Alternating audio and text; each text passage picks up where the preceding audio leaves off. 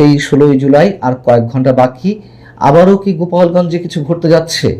নইলে সেখানে 5 platoon BGB সদস্য কেন মোতায়েন করা হবে? হতে পারে সতর্ক অবস্থা, এবং বুধবার সকাল থেকেই সেখানে বিজিবি সদস্যরা টহল দিচ্ছেন, র্যাব পুলিশ সদস্যরা রয়েছেন।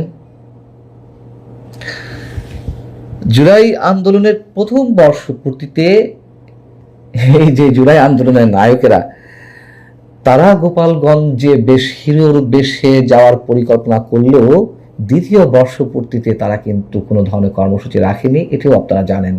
সারা দেশে তারা পদযাত্রা কর্মসূচি দিয়েছিল, সেখান থেকে শুধুমাত্র গোপালগঞ্জকে বাদ দিয়েছে। এটাই স্বাভাবিক, খুব স্বাভাবিক।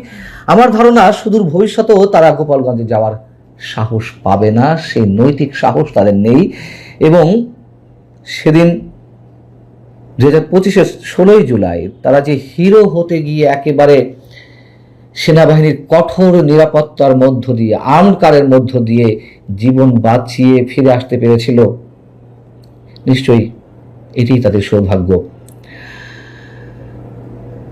জাতীয় নাগরিক পার্টি মার্চ টু গোপালগঞ্জের ডাক দিল,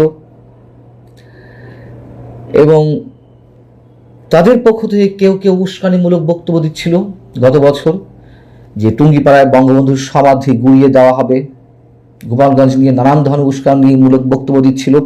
এবং ওই দিন সকাল থেকেই স্থানীয় মানুষরা কিংবা আওয়ামী লীগের নেতা কর্মীরাও অবশ্যই বিক্ষুব্ধ হয়ে ওঠে, যুদ্ধংদেহী মনোভাব নিয়ে তারা রাজপথে নেমে আসে। এবং একটা পর্যায়ে গোপালগঞ্জ সদর উপজেলা নির্বাহী কর্মকর্তা ইউনিয়নের গাড়িতে হামলা চালানো হয়। পরবর্তীতে আপনারা সবাই জানেন যে সেখানে পুলিশ অ্যাকশনে যায়, সেনাবাহিনী অ্যাকশনে যায়, বিপরীতে গোপালগঞ্জের সর্বস্তরের মানুষ এক কাতারে নেমে আসে। এদিকে রাজধানীতে পুলিশের কন্ট্রোল রুমে বসে তৎকালীন স্বরাষ্ট্র উপদেষ্টা লেফটেন্যান্ট জেনারেল জাহাঙ্গীর আলম চৌধুরী এবং এনসিপি নেতা, সেই সময়ের অন্যতম উপদেষ্টা সরকারের আসিফ মাহমুদ সজীব ভুঁইয়া বসে আইন শৃঙ্খলা রক্ষাকারী বাহিনীর সদস্যদের দিক নির্দেশনা দিচ্ছিল যে কিভাবে কোথায় অ্যাকশন করতে হবে, কিভাবে গুলি চালাতে হবে। এইসব ছবি তো আমাদের কাছে এসেছে।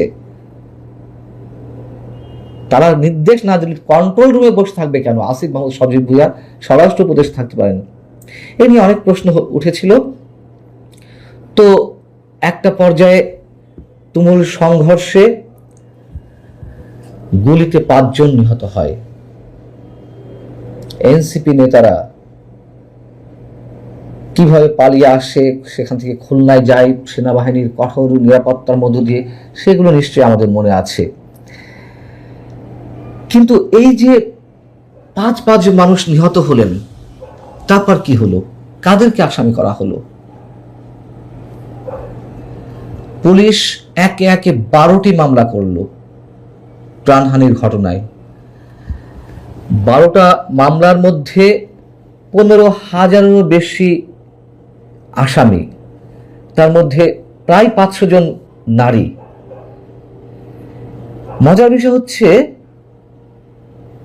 যেই মানুষরা নিহত হলেন সেই মানুষদেরই আত্মীয় স্বজন, সতীর্থ কিংবা আওয়ামী লীগের স্থানীয় নেতাকর্মীদেরই আসামি করা হলো। অথচ পুলিশ তখন বলেছিল যে আমরা আত্মরক্ষার্থে টিয়ার গ্যাসের সেল নিক্ষেপ করেছি, সাউন্ড গ্রেনেড নিক্ষেপ করেছি। তুমুল সমালোচনার মুখে সেনাবাহিনীও স্বীকার করে নিল যে তারা আত্মরক্ষার্থে বল প্রয়োগ করেছে, কিন্তু গুলির ঘটনা কোথাও এলো না। গুলি মনে হলো যে আসমান থেকে এসে ওই মানুষগুলোর বুকে বিঁধল। আইএসপিআর থেকেই বলা হয়েছিল যে সেনাবাহিনী আত্মরক্ষাতে বল প্রয়োগ করেছে, যদিও কোনো কোনো ভিডিও যেগুলো সামাজিক যোগাযোগ মাধ্যমে ভাইরাল হয়েছিল, মানুষ দেখেছে যে কারা গুলি ছুটছে। এবং যাদেরকে আসামি করা হলো তার পরের আরো কয়েকদিন তো একটা ভৌতিক পরিবেশের মধ্যে দিয়ে যাচ্ছিল পুরো গোপালগঞ্জ, যার রেশ দেশের অন্যান্য অঞ্চলেও পড়েছিল। মানুষ একটা আতঙ্কের মধ্যে ছিল, পুরো জেলা প্রায় পুরুষ শূন্য হয়ে পড়েছিল। আসামিদের ধরতে নৌবাহিনী সদস্যদের পর্যন্ত মোতায়েন করা হয়েছিল, যাতে তারা নৌপথে জলপথে কেউ পালাতে না পারে। এতটাই হিংস্র হয়ে উঠেছিল প্রশাসন। মানুষ বলছে যে বাকি আছে শুধু বিমান বাহিনী নামাতে। সেনাবাহিনীর সদস্যদের মোতায়েন করা হয়েছিল, পুলিশ, র্যাব, বিজিবি, নৌবাহিনী পর্যন্ত। আমার যত মনে পড়ে ওই সময় হেলিকপ্টারও টহল দিচ্ছিল। তো এই যে ঘটনা, সেই ঘটনার পরিপ্রেক্ষিতে একটা তদন্ত কমিশন গঠন হলো। একজন সাবেক বিচারপতির নেতৃত্বে 6 সদস্যের তদন্ত কমিশন গঠিত হলো। তদন্ত কমিশন একটা প্রতিবেদনও জমা দিল, কিন্তু গুলির বিষয়ে সেই তদন্ত কমিশনের প্রতিবেদনেও কোনো শব্দ উচ্চারণ করা হলো না। কেন করা হলো না? ওই কমিটির নাকি এখতিয়ারের বাইরে ছিল গুলির বিষয়টি তদন্ত করতে। কেন? এখানেই তো প্রশ্ন, যে গুলি বিষয়ে কোনো কিছু লেখা যাবে না বা গুলির বিষয়ে কোনো প্রশ্ন করা যাবে না। খুব স্বাভাবিকভাবেই আমরা বুঝতে পারি গুলি তাহলে কারা করেছিল। এই যে মানুষগুলো নিহত হলেন, বিচার পেয়েছে? এখনো কি বিচার হবে? ডক্টর ইউনূস সরকার জঙ্গি শাসন কায়েম করেছিল,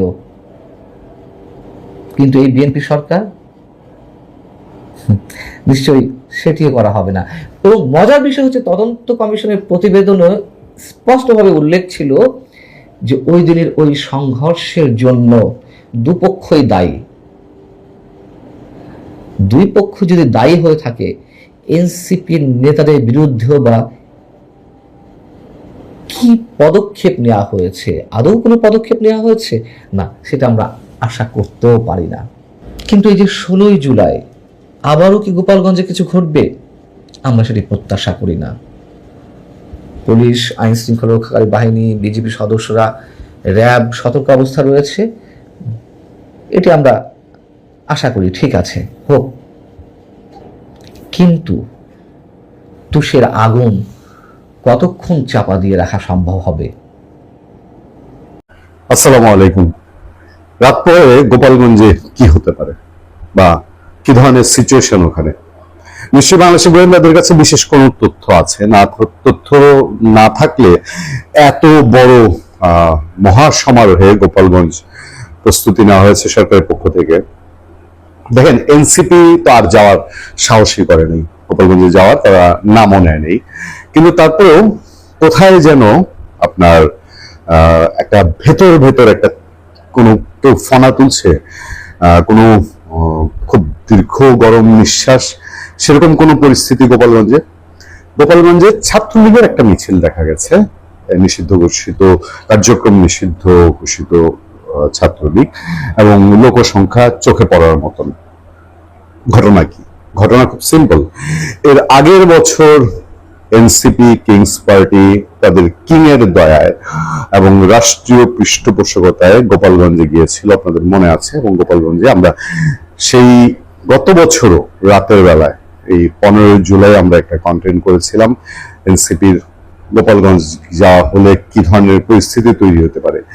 সেই গোপালগঞ্জে এনসিপির জন্য গোপালগঞ্জ, যতদিন এনসিপি নামে এই দলটা আছে, যতদিন, মানে খুব বেশি দিন থাকার কথা না, এই ততদিন গোপালগঞ্জ তাদের কাছে একটা দুঃস্বপ্ন হয়ে থাকবে, এতে কোনো সন্দেহ নেই। সবশেষ খবর যেটা পাওয়া গেছে, সেই খবর হলো গোপালগঞ্জে শুধু পুলিশ এবং র্যাব দিয়ে হচ্ছে না, সেখানে 5 প্লাটুন বিজিবি মোতায়েন করা হয়েছে। এবং 5 প্লাটুন বিজিবি বুধবার 15 জুলাই সকাল থেকে গোপালগঞ্জে টহল দিচ্ছে শহরের গুরুত্বপূর্ণ জায়গাগুলোতে। কি হতে যাচ্ছে গোপালগঞ্জে কি হাজার হাজার লক্ষ আওয়ামী লীগ বের হয়ে যাবে 16 জুলাই উপলক্ষে, বা বড় কোনো অঘটন তৈরি হবে? তো গোপালগঞ্জ থেকে কোনো বিশেষ পরিকল্পনা কি আছে নিষিদ্ধ ঘোষিত কার্যক্রম, নিষিদ্ধ ঘোষিত সংগঠন আওয়ামী লীগের? কারণ আওয়ামী লীগের তীর্থস্থান যদি বলা হয়, তীর্থভূমি যদি বলা হয়, তাহলে সেটা হলো গোপালগঞ্জের ঘরে ঘরে আওয়ামী লীগের ঘাঁটি।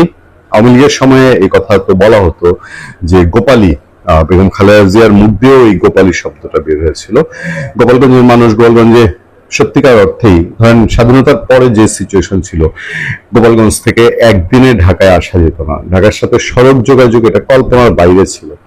আওয়ামী লীগ যতবার ক্ষমতা এসছে, গোপালগঞ্জ এখন হাতের নাগালে, 2 থেকে 3 ঘন্টা লাগে গোপালগঞ্জ যেতে। এবং আরো যেটা সিগনিফিক্যান্ট সেটা হলো যে এই যে আওয়ামী লীগের সভাপতি শেখ হাসিনা তিনি ঘোষণা দিয়েছেন তিনি বাংলাদেশে আসবেন ডিসেম্বরে, তার পরিকল্পনার মধ্যে আছে যে তিনি বেনাপোল দিয়ে ঢুকে তিনি পদ্মা সেতু হয়ে ঢাকায় আসতে চান। হবে কি হবে না এটা পরের ব্যাপার। সেই ক্ষেত্রেও গোপালগঞ্জের একটা সাপোর্টের ব্যাপার আছে, কারণ পদ্মা সেতু দিয়ে যদি শেখ হাসিনা আসেন, এই গোপালগঞ্জ, বৃহত্তর গোপালগঞ্জ, মাদারীপুর, শরীয়তপুর, ফরিদপুর এই অঞ্চলের মানুষরা যদি ভিড় করে শেখ হাসিনার রাস্তায়, তাহলে এটা তো নিঃসন্দেহে যে একটা জেলায় যে পরিমাণ অন্যান্য জেলায় আওয়ামী লীগ কর্মী সমর্থক আছে, গোপালগঞ্জের ঘরে ঘরে আওয়ামী লীগের কর্মী সমর্থক। এখন সেখানে কি সিচুয়েশন 16 জুলাই উপলক্ষে? 16 জুলাই উপলক্ষে আইন শৃঙ্খলা বাহিনী বলছে যে বছর পূর্তি উপলক্ষে যেন কোনো ধরনের অপ্রীতিকর ঘটনা না ঘটে সেই জন্য ব্যবস্থা নেওয়া হয়েছে। আমি শুরুতেই বলেছি নিশ্চয়ই আইন শৃঙ্খলা বাহিনীর কাছে কোনো একটা তথ্য আছে, গোয়েন্দাদের কাছে কোনো একটা তথ্য আছে যে 16 জুলাই যেহেতু গোপালগঞ্জের 5-6 জন মানুষের প্রাণ গিয়েছিল গত বছর, তারা একটা রিয়েক্ট করতেই পারে এবং এই প্রাণ যাওয়ার কোনো জবাব বাংলাদেশ সরকার দেয়নি। বাংলাদেশ সরকার পাখির মতন গুলি করে মানুষগুলোকে তখন মেরেছিল এবং ঢাকা থেকে সেন্ট্রালি সেই কিংস পার্টি, ইউনূসের সরকার, ইউনূসের উপদেষ্টা আসিফ মোহাম্মদ সজীব ভুঁইয়া, আসিফ নজরুল্লাহ পুলিশ হেডকোয়ার্টারে বসে সেখানে মৃত্যু মানুষের নিশ্চিত করেছিল। সেই জন্যই কি জ্বলে উঠবে গোপালগঞ্জ, এরকম কোনো আভাস আছে কি? আরেকটা বিষয়, আওয়ামী লীগ যদি নিঃশ্বাস ফেললেই বিজিবি এবং আর্মি নামাতে হয়, তাহলে আওয়ামী লীগকে অপ্রাসঙ্গিক বলার জায়গাটা কোথায় হলো? 23 জুন আওয়ামী লীগের প্রতিষ্ঠা বার্ষিকী উপলক্ষে 6 জেলায় সেনাবাহিনী মোতায়েন করা হয়েছিল। এবার গোপালগঞ্জে আওয়ামী লীগকে প্রতিরোধের জন্য বিজিবি মোতায়েন করতে হলো। সরকারের মাত্র 5 মাস, এই 5 মাসে এই যদি হয় অবস্থা, তাহলে আসলে শেখ হাসিনা যদি আসে, আসুক না আসুক, 1 বছর বাদে, 2 বছর বাদে, 3 বছর বাদে, যতই হুঙ্কার দেখ জামাত এনসিপি ওয়ালারা, যতই চিৎকার চেঁচামেচি করুক বা যতই ওই ব্যারিস্টার শাহরিয়ার বলুক যে আওয়ামী লীগ নামতে পারবে না, আওয়ামী লীগকে কি ট্যাকেল দিতে দিতে সরকারের একটা বড় শ্রম মেধা সময় যাবে? এই প্রশ্ন উঠতেই পারে। এবং আমি বলছি যে গোপালগঞ্জ নিয়ে নিশ্চয়ই বাড়তি কোনো ধরনের তথ্যের ভিত্তিতে আজকে সেখানে বিজিবি মোতায়েন করা হয়েছে। আপনারা খেয়াল করে দেখবেন গোপালগঞ্জে বঙ্গবন্ধু শেখ মুজিবুর রহমানের তার সমাধি ওখানে, এবং সেই সমাধিতে এই যে 2টা বছর এনসিপি ওয়ালারা এত কিছু করলো, মাঝে মধ্যে নাম নিয়েছে যে তারা টুঙ্গিপাড়া উড়িয়ে দিবে, গুড়িয়ে দিবে, এখনো এই স্বপ্নের কথা বলে। কিন্তু টুঙ্গিপাড়া কেন, টুঙ্গিপাড়ার আশপাশ গোপালগঞ্জ সদরে যেতেই তো তাদের প্রিয় পার্টি এনসিপির ত্রাহি অবস্থা হয়েছিল, তাদেরকে সেনাবাহিনী গিয়ে বিশেষ যানে করে, পিসিতে করে তাদেরকে ফিরিয়ে আনতে হয়েছে। এবার যদিও নাম নেয়নি গোপালগঞ্জের এনসিপি, কিন্তু নেই আওয়ামী লীগ, নেই এনসিপি, তারপর কি ধরনের একটা ভয়ঙ্কর পরিবেশ, ভীতিকর পরিবেশ গোপালগঞ্জে, গোমট থমথমে অবস্থা। ভালো থাকবেন, সুস্থ থাকবেন। আপনাদের সাথে আমি আতিক রহমান, পূর্ণিয়া।